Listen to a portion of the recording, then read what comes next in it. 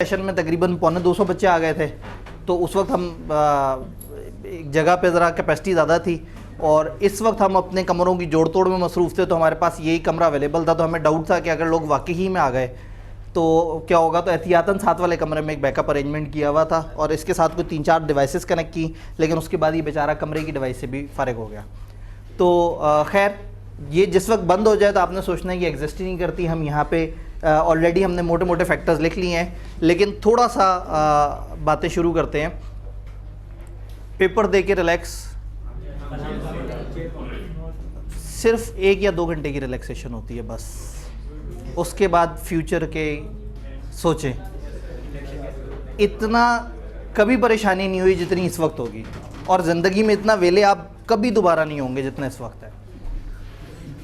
आगे फर्म में रहते हुए जब छुट्टियां मिलेंगी तो वो पेपर्स की छुट्टियां हुआ करेंगी, और जो पेपर्स की छुट्टियां होंगी जब, तो उसमें ऑब्वियसली टेंशन होती है, पढ़ाई करनी होती है, और तकरीबन ज़्यादातर लोग अपनी पेपर की छुट्टियों में ही सही से पढ़ाई कर पाते हैं। दूसरा ये कि आगे नौकरी शुरू कर देंगे, उसमें छुट्टियां होती ही नहीं, और अगर छुट्टियां होती हैं तो वो इस तरह की छुट्टियां नहीं होती, बचपने वाली छुट्टियां नहीं होती। उन छुट्टियों में आप घर के काम कराते रह जाते हैं।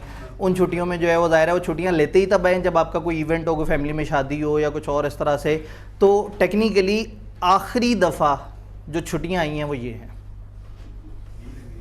सारी फिल्में जो जो आपके बैकलॉग में थी, सारे वो खेल जो आपने खेलने थे, सारे वो कज़न्स जो आपसे नाराज़ हो गए कि जी ये तो मिलता ही नहीं, बात ही नहीं करता, सारे आपके दोस्त जो आप पे लानत भेज चुके हैं कि ये सीए में जा चुका है, इसने अब एक नॉर्मल इंसान की तरह बिहेव नहीं करना। अब थोड़ा सा आप रिकनेक्ट कर सकते हैं उन सारे लोगों को, और आपके पास टाइम है। कब तक? रिज़ल्ट तक। रिज़ल्ट के फ़ौरन बाद फर्म हायर कर लेती होंगी। आपने कभी अपने सीनियर से पूछा कि वो कब हायर हुए? कभी थोड़ा सा अंदाज़ा लगाया कि उनके साथ क्या गुजरी? उनमें से कुछ तो अभी तक हायर नहीं हुए, ठीक है, और अगला वाला बैच आ गया। और जो हायर हुए वो ऑन एवरेज 2 महीने, 2.5 महीने, 3 महीने के गैप में। तो ऐसा नहीं है, ये जो टाइम सबसे फास्ट गुजरता है ना, वो फ्रंट ऑफिस के कागज़ पे गुजरता है। जब आप फ्रंट ऑफिस में जाते हैं किसी कॉलेज के और कहते हैं मैंने सीए करना है, तो वो आपको 4-4.25 साल में सीए कंप्लीट करा देता है। तो उस कागज़ पे ना शिफ्ट ओवर ऐसे डिफाइंड होता है, ये आपने कैफ किया, ये आप फर्म में चले गए, और ये आगे ऐसे हो गए, और ये कहानी ऐसे ख़त्म। लेकिन कैफ कर लिया और फर्म के दरमियान एक अच्छा भला फासला है। एक चीज़ थोड़ा सा आपके लिए जाननी ज़रूरी है कि ये जो फर्म्स हैं, मोस्ट ऑफ द फर्म्स ये नहीं चाहेंगी कि आपकी साल बाद अटैम्प्ट हो। साल बाद अटैम्प्ट किसकी बनती है? जो मंथ है पेपर वाला उससे पीछे 12 महीने पीछे, जी, जो पेपर वाला मंथ है उससे 12 महीने पीछे जो वही वाला मंथ आ रहा है पेपर वाला, उसकी यकम से पहले अगर आप रजिस्टर हो जाएं। फार्मूला थोड़ा टेक्निकल है। आसान अल्फाज में, आपकी रजिस्ट्रेशन के बाद आपने अपनी आंखों से 2 अटेम्प्ट्स गुजरती देखी हों। अगर आप 31 मई 2023 तक फर्म में रजिस्टर हो जाते हैं तो फिर जून 2024 को आपकी अटेम्प्ट बनेगी, और ऐसा करेंगी 8-10 फर्म्स 800 में से, क्योंकि अक्सर फर्म्स अपना प्रोसेस थोड़ा सा डिले कर देंगे, फिर जो है वो कुछ और मसलो मसाइल होंगे, फिर इस तरह से करके, और कई फर्म्स आपको ज्वाइनिंग दे भी देंगी लेकिन शायद टाइम पे रजिस्टर ना करें। तो इसलिए थोड़ा सा अब आपने जहन रखना है कि आपकी जो ऑन एवरेज हायरिंग हो रही होगी वो जून के मिड जून के 3rd वीक के आसपास हो रही होगी। अच्छी बात यह है कि सरप्राइजिंगली आप उस सेशन में आप आखिरी पेपर दे के अपीयर हुए हैं जिसमें ज़्यादा लोग चाहिए होते हैं। फर्म्स के पास 3 मेन काम होते हैं, एक ऑडिट का, एक टैक्स का, और तीसरा जनरल कंसल्टेंसी होती है जिसमें ईआरपी भी आ जाता है, रिस्क एडवाइजरी और इस तरह की असाइनमेंट्स भी आती हैं। लेकिन वो बहुत ज़्यादा असाइनमेंट्स नहीं होती हैं और ना वो उनका मेन काम माना जाता है और ना वो इतना रिसोर्सेज खाता है। तो टैक्स और ऑडिट के लिए सबसे ज़्यादा बंदे होने चाहिए होते हैं। और टैक्स का जो ईयर एंड आपको पता है सितंबर में रिटर्न्स वगैरह का काम होता है और एक्सटेंड होते होते दिसंबर तक चला जाता है। Same goes with audit. अगर आपको याद हो तो 120 दिनों के अंदर अंदर एजीएम में ऑडिटर की रिपोर्ट पेश होगी, और ईयर एंड होता है 30 जून। तो तकरीबन यूँ समझें कि जून जुलाई मतलब जून का एंड से हॉट सीज़न शुरू हो जाता है और फिर जुलाई, अगस्त, सितंबर और अक्टूबर के मिड तक काफ़ी हैवी रहता है। तो फर्म को अपने पूरे साल में जो रिसोर्सेज चाहिए होते हैं उसका 70 to 80% इस सीज़न में चाहिए होता है जो आ रहा है आगे। तो अच्छी बात यह है कि you have a good chance कि आपकी हायरिंग हो जाए, लेकिन ज़रूरी नहीं कि आपकी हायरिंग के साथ रजिस्ट्रेशन भी फौरी हो जाए। हायरिंग के बाद वो अक्सर फर्म्स आपको 2 महीने का टाइम गुजार के प्रोबेशन का, और कुछ फर्म्स बैक डेट से रजिस्टर करेंगी और कुछ फर्म्स आपसे at the time of joining ही कह देंगी कि जी हमारे पास तो इस वक्त सीटें फुल हैं, 5 महीने बाद सीटें हमारे पास अवेलेबल होंगी। तो आप बताओ, आप कहेंगे नहीं नहीं ये तो अजीब सी बात है, वो कहेंगे ठीक है फिर कहीं और चले जाओ। फिर आप 2 चक्कर मार के आएंगे तो आपको पता लगेगा कोई भी नहीं लिफ्ट आ रहा। फिर आप दोबारा उस फर्म के पास आएंगे, आप कहेंगे अच्छा चलें 5 महीने आपके सही, 5 महीने उन्होंने मुंह से बोले थे वो 7-8 महीने हो जाएंगे और रजिस्टर होते होते। तो इस वक्त ये नहीं सोचना कि मैं पढ़ाई करना शुरू कर दूं, ये वो टाइम नहीं है। मतलब जैसे ही आपका रिजल्ट आता है, जैसे ही आप लोगों का फॉर्म वगैरह का प्रोसेस शुरू होता है, अक्सर कॉलेजेस कहेंगे आ जाओ क्लासेस में एडमिशन ले लो, सीए फाइनल की क्लासेस। आपने क्लासेस तब पढ़नी है जब आप फर्म में बैठे हों, उससे पहले क्लासेस नहीं सोचनी, क्योंकि उससे पहले ना आप सिर्फ क्लासेस में जा रहे होंगे और दिमाग में गोल गोल घूम रहा होगा कि पता नहीं मेरी ज़िंदगी में क्या होना है, और अगर पाकिस्तान डिफ़ॉल्ट कर गया बीच में तो फिर मेरा क्या फ्यूचर है, मैं किस तरह से सर्वाइव कर रहूँगा। तो इस तरह के मसलों मसाइल जो है ना वो जहन में आते रहेंगे। तो थोड़ा सा स्टेप बाय स्टेप चलते हैं। स्क्रीन हमें बहुत ज़्यादा साथ नहीं दे रही, लेकिन जितना हमें साथ दे इस पे कुछ फैक्टर्स हैं जो टू बी कंसिडर, जिसको एक खूबसूरत राइटिंग में यहाँ पे भी लिखा हुआ है। ठीक है, अब आप फ्री हो गए, अब आपने क्या करना है, सबसे पहले माइंड मेकअप करना है, फिर एक अच्छी सी प्यारी सी प्रोफेशनल सीवी बनानी है, एक डायरी मेंटेन करनी है जिसमें अपनी एक्टिविटीज़ ट्रैक करनी है। मैं एक एक करके इन सारे स्टेप्स पे बात कर रहा हूँ इंशाल्लाह। फर्म की सिलेक्शन किस तरह से की जाए, कौन कौन सी फर्म किस तरह से, फर्म्स की रैंकिंग का क्या सिस्टम होता है, फर्म में रेटिंग्स क्या होती हैं, मैं थोड़ा सा उसके बारे में आपको बताने की कोशिश करूँगा। बिग 4 वर्सेस अदर फर्म का जो क्योस है, ये एक बहुत बड़ी डिबेट है कि बिग 4 या बाकी फर्म्स, और इस पर इंटरनेट पर लोग मरने मारने वाले हो गए होते हैं। इंटरनेट पे जो दूसरा इशू जिस पे लोग एक दूसरे को मार सकते हैं वो ये बिग 4 वर्सेस अदर फर्म है। पहला इशू क्या है, पीटीआई वर्सेस नून लीग। ठीक है, तो जो सेकंड इशू जिसके ऊपर कत्लो गारत हो सकती है वो ये बिग 4 वर्सेस अदर फर्म है। फिर एक अलग debate firm versus industry. Chartered accountants अपनी फर्म्स को लेके चल रहे हैं और ऐसे में इंडस्ट्री को बहुत ज़्यादा एनकरेज नहीं कर रहे। मैं बीइंग अ टीचर स्टूडेंट्स के जब इंटरेस्ट को देखता हूं तो मुझे इंडस्ट्री इतनी बुरी ऑप्शन नहीं लगती। हम इनके ऊपर भी बात करेंगे कि फर्म क्या इंडस्ट्री क्या है, इन दोनों के अपने प्रोज एंड कॉन्स क्या हैं। फिर फर्म की आपसे एक एक्सपेक्टेशन है, ये एक बड़ा मज़े का सेगमेंट है। इसमें हम एक गेस्ट स्पीकर को बुलाएंगे हमारे साथ, चूँकि टीम में भी मौजूद हैं। हुसैन चौधरी में मैनेजर के तौर पे उन्होंने सर्व किया है, मुल्क से बाहर भी सर्व किया, पाकिस्तान में भी। तो वो आपको बताएंगे कि जब उनके पास बच्चा जाता है तो वो क्या एक्सपेक्ट करते हैं कि एक स्टूडेंट जो है उसमें क्या हो, वो प्रेजेंटेशन में किस तरह से हो, बोलने में कैसा हो, वो क्या जानता हो, कि क्या क्या चीज़ें हैं। ये सारी चीज़ें हमें ये तकरीबन आधा घंटे का एक सेशन होगा। आज टाइम तो बहुत है ना आपके पास, मगरिब से पहले ख़त्म कर लेंगे इंशाल्लाह, असर की एक ब्रेक कर लेंगे बीच में। और then hands on courses. Hands on courses क्या हैं, आप में से किस किस के ऊपर एप्लीकेबल हैं, उसमें क्या सिस्टम है और हमारा इदारा उसमें आपको को सपोर्ट कर सकता है या नहीं कर सकता।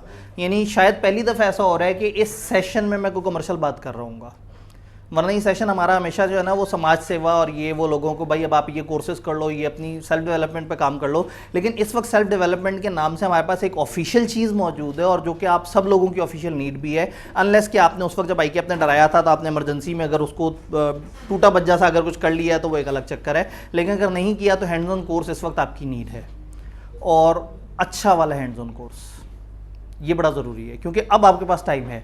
एक एक करके इन सारी चीज़ों पे बात करेंगे। तो सबसे पहला स्टेप क्या है,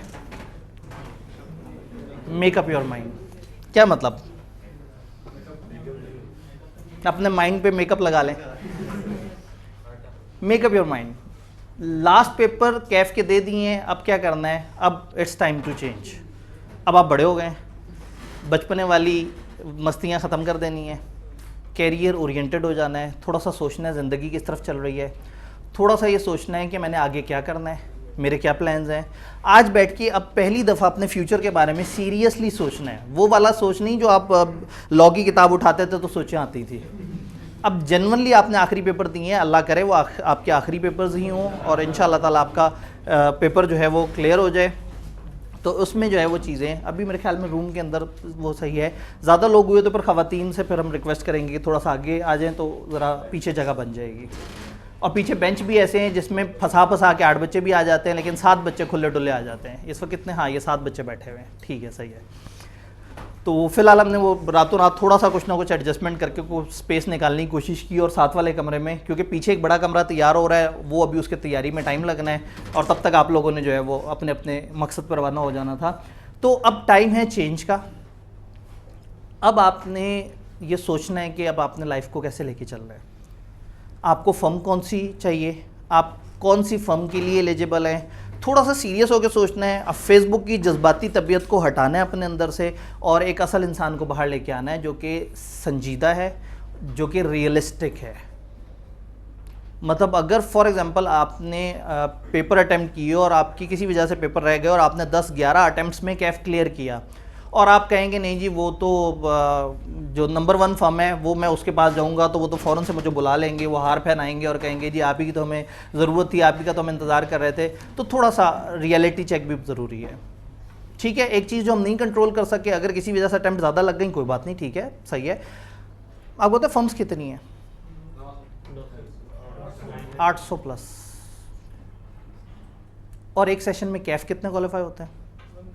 1000 के आसपास।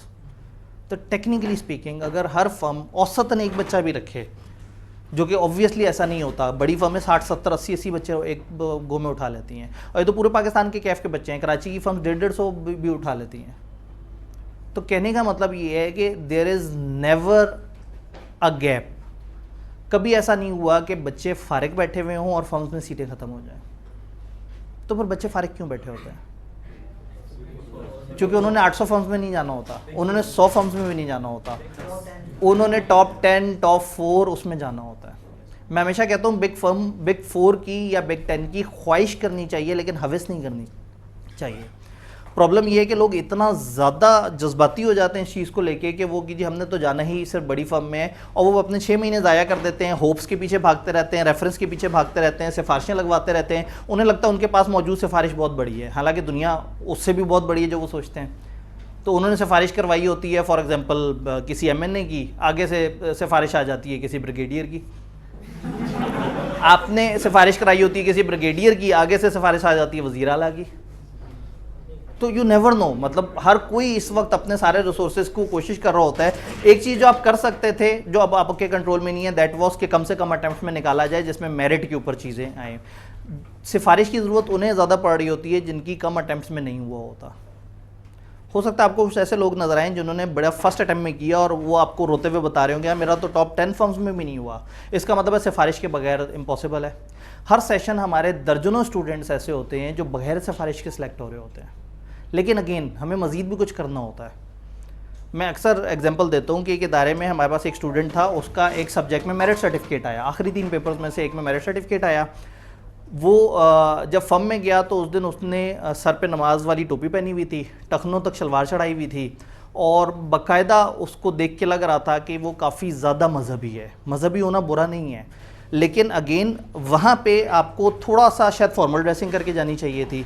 अब वो शलवार कमीज़ पहन के जब वो वहाँ पे गया और टखनों तक शलवार चढ़ी हुई है और सर पे नमाज की टोपी रखी हुई है, और गुफ्तगू के बीच में भी कहीं ना कहीं उसने अपने जज्बात का इजहार किया कि ये काफिर निज़ाम है और ये काफिर मुल्क है और इस तरह से करके, तो ऑब्वियसली उनको बुरा लगता है।